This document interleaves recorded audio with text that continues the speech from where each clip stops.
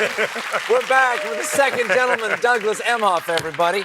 Now, you're the first Jewish spouse of any president or vice president. How does that focus the messages you want to put out there? So, being the first Jewish person ever to be a White House principal, I take that responsibility very seriously. I feel very accountable being in this role.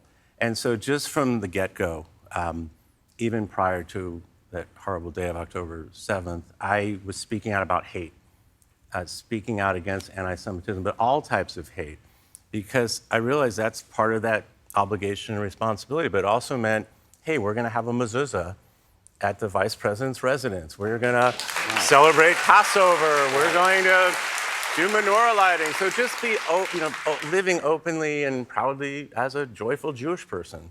And that's what I've really tried to do in this role. Are you shocked by the rise of anti-Semitism, not only around the world, but in the United States? Unfortunately not. This was boiling up. If you go back to Charlottesville, you go back to the horrific shooting at Tree of Life Synagogue in Pittsburgh, you track this hate. I called it an epidemic of hate that was really starting to percolate. And again, starting from early 2021, I really started to focus on fighting hate and anti-Semitism. I wrote about it, I spoke about it. And in fact, I was a participant in the first ever national strategy to combat anti-Semitism, which the Biden White House introduced a year ago in May of 2023. So this is something with the help of the president, of course, the vice president, we had to meet the moment. And certainly since October 7th, I mean, we can see it's a crisis of anti-Semitism. So I've been working on this issue almost nonstop in front of the camera. I just spoke here in New York. I was speaking with the president in the Rose Garden this week. So I'm going to continue to speak out publicly and privately as well, reaching out and being there and just checking in.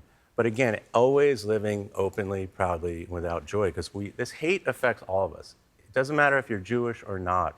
This hate is bad for our country.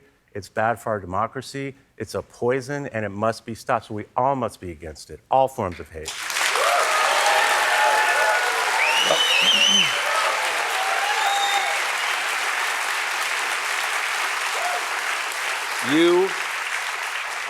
You and the vice president are going to celebrate your 10th anniversary in August.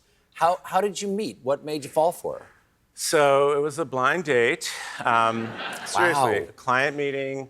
Client came in, and after the meeting, it was kind of a tense meeting too. And it was a woman, and she said, "Are you single?" I said, "Why are you asking me that? Are you single?" I said, "Well, maybe. Do you know Kamala Harris, the Attorney General?" "Yeah. I think you guys would be great together." I'm like, "Okay." So that night, I was at a Laker game with some buddies, and the client sent me her number. It's like, "Don't screw this up." And I did a text, "Hey, at the Laker game." And she said, "Go Lakers," even though she was a Warrior fan. The next morning, I made what I thought was a critical error. I decided early, I had an early meeting, I'm in the car, I was like, don't dial that number. Don't do it. What time is this? 7:30 a.m. 7:30 in the morning? Yeah. So I dial the number, of course, she doesn't answer. And then I'm like, "Hey, it's Doug." and it's 4 or 5 minutes of that. I'm like, oh my goodness, I'm never gonna. You do a 4 or 5 minute message at 7:30 in the morning? "Hey, it's Doug," and I'm thinking, okay, I blew it. I'm never gonna see her. Well, we did go on that first date. Love at first sight. We were literally talking about our future by the end of that first date. And that next morning, I'm sending her an email. "Here are my availabilities for the next 6 months." And 10 years later, 11 years later, here we are. Well, thank you so much for being here, Doug. Thank you. Second gentleman, Douglas Emhoff, everybody. We'll be right back.